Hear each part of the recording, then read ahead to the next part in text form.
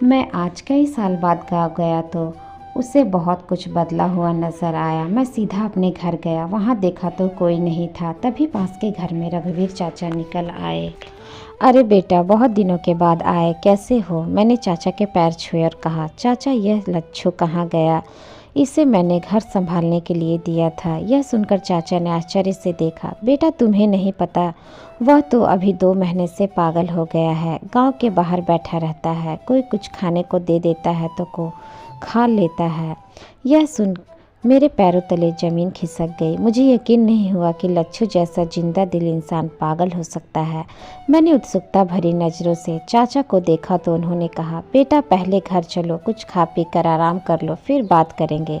मना करने पर भी वे ज़बरदस्ती अपने घर ले गए। वहाँ चाय नाश्ता करने के बाद सबसे पहले मैंने लच्छू के बारे में पूछा। तब चाचा बोले, बेटा उसकी जिंदा दिली ही उसकी दुश्मन बन गई।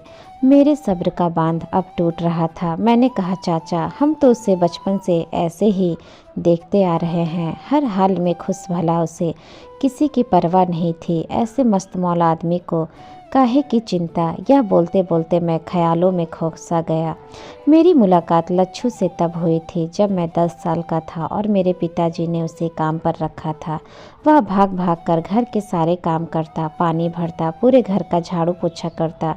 उसके बाद खाना लेकर खेत पर चला जाता था। सारे दिन खेत पर काम करता। पिताजी उससे कहते, अरे लच्छू खाना खाकर थोड़ा आराम कर लिया कर, बहुत धूप हो रही है।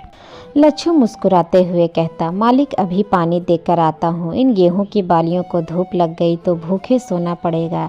ऐसे ही हंसी ठिठोली करता था लच्छू। मैंने कभी उसे छुट्टी लेते या थक कर आराम करते नहीं देखा। भरी दोपहरी में मुझे साइकिल से स्कूल लेने पहुँच जाता। वहाँ मुझे 2 टॉफ़ी देकर इंग्लिश के 2-4 वाक्य सीखने की कोशिश करता। साइकिल पर बैठाकर उड़ता हुआ सा घर पहुंचा देता। उसके बाद ही खाना खाता था। जब मैं स्कूल की पढ़ाई खत्म कर शहर पढ़ने जा रहा था तो सबके साथ लच्छू भी मुझे स्टेशन तक छोड़ने आया था। वहाँ पहली बार मैंने उसे रोते देखा था।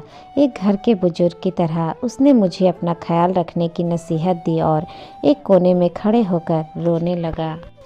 मैंने उसे चुप कराया और पिताजी का ध्यान रखने को कहा, क्योंकि माँ के जाने के बाद पिताजी किसी से ज़्यादा बात नहीं करते थे, ना ही अपनी परेशानी किसी को बताते थे। कुछ दिनों बाद मैंने शहर में शादी कर ली। पिताजी आए थे, लेकिन उनके साथ लच्छू को ना देखकर थोड़ी निराशा हुई। पूछने पर पिताजी ने कहा, वह घर और खेत की जिम्मेदारी संभाल रहा है।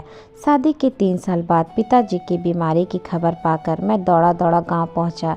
तब बाहर बैठा लच्छू मुझे बहुत कमज़ोर और लाचार सा नज़र आया, जैसे वह कह रहा है कि सब कुछ खत्म होने वाला है। पिताजी लगता है मेरा ही इंतज़ार कर रहे थे। मुझसे मिलने के बाद ही उन्होंने प्राण त्याग दिए। मैंने बाहर आकर लच्छू से कहा, तूने मुझे बताया क्यों नहीं? मैं पिताजी को शहर ले जाता।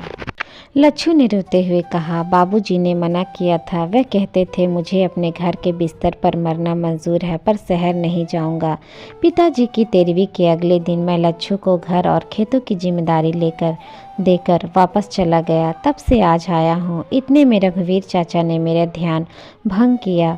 वे बोले, बेटा तुम्हारे पिताजी के जाने के बाद लच्छू बहुत अच्छे से तुम्हारी अमानत समझकर घर और खेत की देखभाल कर रहा था। अकेला रह गया था, फिर भी पूरे गांव में हंसी मजाक करता रहता था। गांव वालों ने अगले गांव से एक लड़की ढूंढकर उसकी शादी करवा दी। लच्छू शादी के बाद भी बहुत खुश था। उसे बना बनाया खाना मिल जाता था।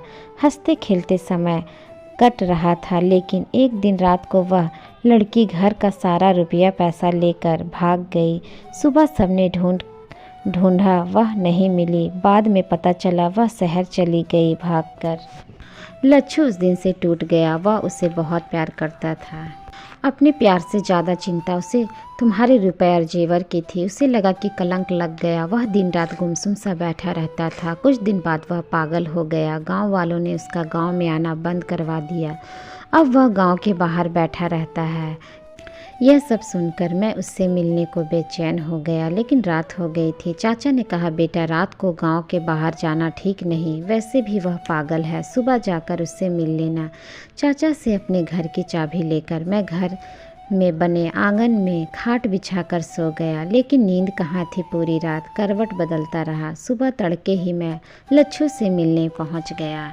कुछ दिन बाद रघुवीर चाचा का फ़ोन आया। उन्होंने बताया कि पागल लच्छू नहीं रहा। मेरा मन ऑफिस में नहीं लग रहा था। मैं घर आ गया। घर आकर मैंने अपने आप को कमरे में बंद कर लिया। मैंने देखा मेरी आंखों से पानी बह रहा था। मेरा कोई रिश्ता नहीं था लच्छू से, बस उसके व्यवहार के कारण मैं दुखी था। इतने अच्छे इंसान का अंत ऐसे नहीं होना चाहिए। तो दोस्तों, आज की ये स्टोरी आप लोगों को कैसी लगी हमें कमेंट बॉक्स में कमेंट करके ज़रूर बताइएगा।